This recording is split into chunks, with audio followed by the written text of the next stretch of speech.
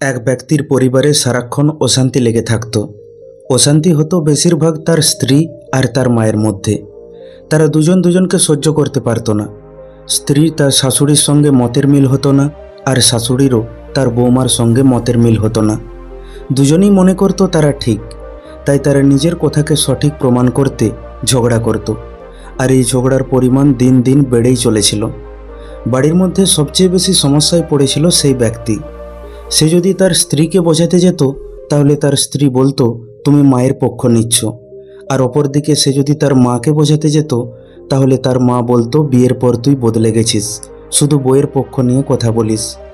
আর এই দুজনের মাঝে পড়ে সেই ব্যক্তির অবস্থা খারাপ হয়ে উঠেছিল। তার মনে হচ্ছিল সে এবার পাগল হয়ে যাবে। সে যে কোনো প্রকারে পরিবারে শান্তি চাইছিল। তখন তাকে পাশের গ্রামের একজন বলল, তাদের গ্রামের পাশে একটা পাহাড়ে এক তান্ত্রিক থাকে, তার কাছে গেলে সে নিশ্চয়ই কোনো সমাধান পাবে। তাই সে আর দেরি না করে তৎক্ষণাৎ সেই তান্ত্রিকের কাছে চলে গেল। সেই তান্ত্রিকের গুহায় ঢোকার কিছু দূর আগেই সে দেখতে পেল তার মা সেখান থেকে বেরিয়ে আসছে, আর হাতের মধ্যে লুকিয়ে কিছু একটা নিয়ে আসছে। মাকে দেখে লোকটি একটি গাছের আড়ালে লুকিয়ে পড়ল। মা চলে যাওয়ার পর সে দেখে এবার তার স্ত্রী গুহার ভিতরে গেল। কিছুক্ষণ পর তার স্ত্রীও হাতের মধ্যে কিছু একটা লুকিয়ে তান্ত্রিকের গুহা থেকে বেরিয়ে এলো। তার স্ত্রী সেখান থেকে চলে যাওয়ার পর সেই লোকটি গুহার ভিতরে গিয়ে সেই তান্ত্রিককে বলল, আমি একটা খুব বড় সমস্যা নিয়ে আপনার কাছে এসেছি। বাড়িতে আমার স্ত্রী আর আমার মায়ের মধ্যে প্রায়ই অশান্তি লেগে থাকে, আর এই দুজনের মাঝে পড়ে আমি অশান্তিতে ভুগছি। আপনি কিছু একটা উপায় বলুন যাতে বাড়িতে শান্তি ফিরে আসে। রোজ রোজ এই অশান্তি আমি আর সহ্য করতে পারছি না। তখন তান্ত্রিক তাকে বলল, তোর কোনো চিন্তা নেই, আমি তোর বাড়ির অশান্তি দূর করে দেব। এই বলে তান্ত্রিক মাটিতে পড়ে থাকা কিছুটা ছাই নিয়ে সেই ব্যক্তির হাতে দিয়ে বলল, এই নে, এটা নে, এটা আজকে যে কোনোভাবে খাবারের সাথে বা জলের সাথে মিশিয়ে তোর স্ত্রী আর তোর মাকে খাইয়ে দিবি, এতেই কাজ হয়ে যাবে, যা চলে যা। এবার সেই ব্যক্তিটি তান্ত্রিককে প্রণাম করে সেখান থেকে উঠে চলে যাবে।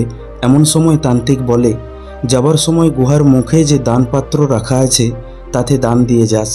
মনে রাখিস, যত বেশি দান দিবি সংসারে শান্তি তত তাড়াতাড়ি আসবে। তাই সেই ব্যক্তিটি নিজের কাছে যত টাকা পয়সা ছিল তা সে দান পাত্রে দিয়ে চলে গেল। বাড়ি ফিরে এসে সে দেখল তার স্ত্রী আর তার মা একে অপরের সাথে খুব ভালো ব্যবহার করছে।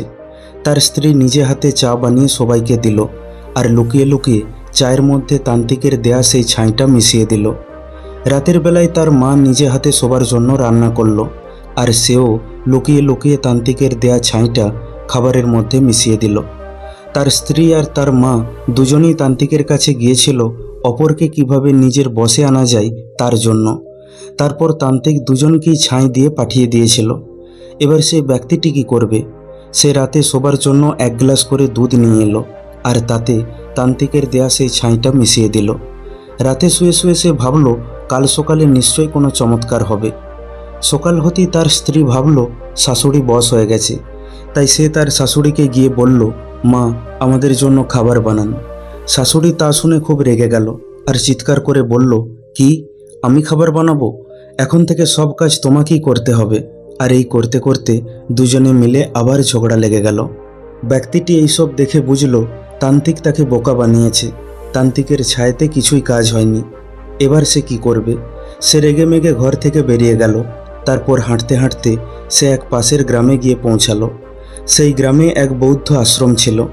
সে সেই আশ্রমে গিয়ে সেখানে থাকা এক বৌদ্ধ সন্ন্যাসীকে বলল, হে গুরুদেব, আমার জীবনে এক বড় সমস্যা রয়েছে। আমি কিছুতেই এর সমাধান খুঁজে পাচ্ছি না। আমি অনেক চেষ্টা করেছি, কিন্তু কিছুতেই কিছু হয় না। সন্ন্যাসী তখন জিজ্ঞাসা করে, কি সমস্যা তোমার? ব্যক্তিটি তখন তার পরিবারের সব কথা সন্ন্যাসীকে পরিচয় দিল। সব শুনে সন্ন্যাসী বলে, ঠিক আছে, তুমি বাড়ি যাও আর তোমার স্ত্রী আর মাকে আমার কাছে নিয়ে এসো। তাই সেই ব্যক্তিটি বাড়ি চলে গেল, আর বাড়ি এসে সবার প্রথমে সে তার স্ত্রীকে সেই বৌদ্ধ সন্ন্যাসীর কথা বলল। স্ত্রী সব কথা শুনে বলল, এসব শুনে আমি কি করব? তোমার ইচ্ছে হলে তুমি যাও। তারপর সে তার মাকে বৌদ্ধ সন্ন্যাসীর কথা বলল। মা শুনে বলল, এসব আমাকে কেন বলছিস? তোর ইচ্ছে হলে তুই যা। সে এখন আর কি করবে? মা ও স্ত্রী কাউকেই সে বোঝাতে পারল না। তাই সে ভাবল কাল বৌদ্ধ সন্ন্যাসীকে বলে আসব যে আমি তাদের রাজি করাতে পারিনি। পরের দিন সে বৌদ্ধ আশ্রমে ঢুকতে যাবে এমন সময় সে তার স্ত্রীকে আশ্রম থেকে বেরিয়ে আসতে দেখল। তা দেখে সে অবাক হয়ে গেল। স্ত্রী যেতে না যেতেই তার মাও আশ্রমে এলো। এটা দেখে সে আরও অবাক হয়ে গেল। সে বুঝতে পারল না এসব কি হচ্ছে।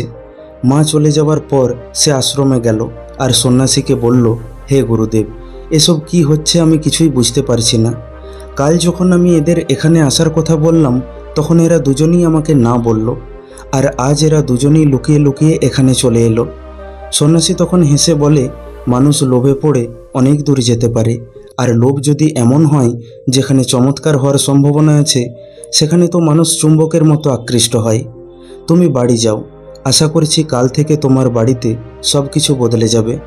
তাই ব্যক্তিটি সন্ন্যাসীকে প্রণাম করে সেখান থেকে বাড়ি চলে গেল। পরের দিন থেকে সত্যিই যেন সব কিছু বদলে গেল। তার স্ত্রী আর তার মা একে অপরকে রাগ দেখানোর বদলে প্রতিটা কাজে তারা একে অপরকে সাহায্য করতে লাগলো। স্ত্রী নিজে থেকেই ভালো ভালো রান্না করতে লাগলো, মা সেটা দেখে বৌমাকে সাহায্য করতে লাগলো। দুজনে মিলে গল্প করতে লাগলো, দুজনেই হাসি খুশি ও আনন্দের সাথে থাকতে লাগলো। এইসব দেখে ব্যক্তিটি যেন নিজের চোখকেই বিশ্বাস করতে পারছিল না।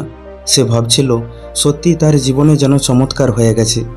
গুরুদেব তাকে শুধু একটা কথাই বলেছিল যে মাঝে মধ্যে ছোট ছোট ব্যাপার নিয়ে বাড়িতে দুজনের মধ্যে ঝগড়াঝাটি হতে পারে, কিন্তু সেই সময় সে যেন কোনো একজনের পক্ষ না নেয়, সে যেন দুজনকেই একসাথে বোঝানোর চেষ্টা করে।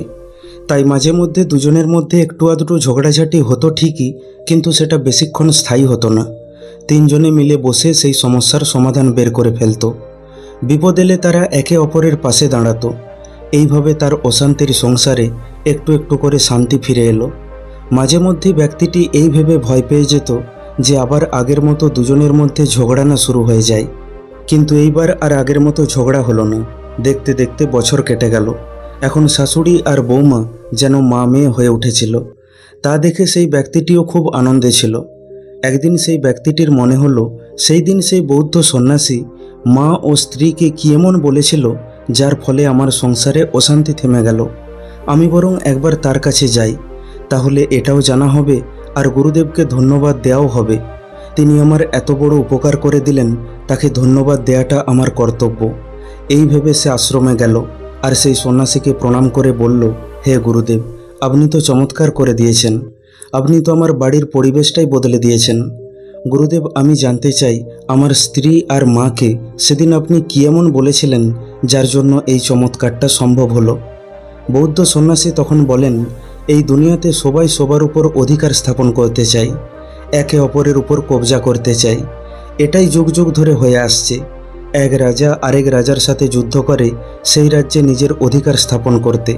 ঠিক তেমনি পরিবারের মধ্যেও আমরা চাই আমার অধিকার যেন সবচেয়ে বেশি থাকে, আমার ক্ষমতা যেন সবচেয়ে বেশি থাকে, সবাই যেন আমার কথা মতো চলে, আমার নিয়ন্ত্রণে থাকে।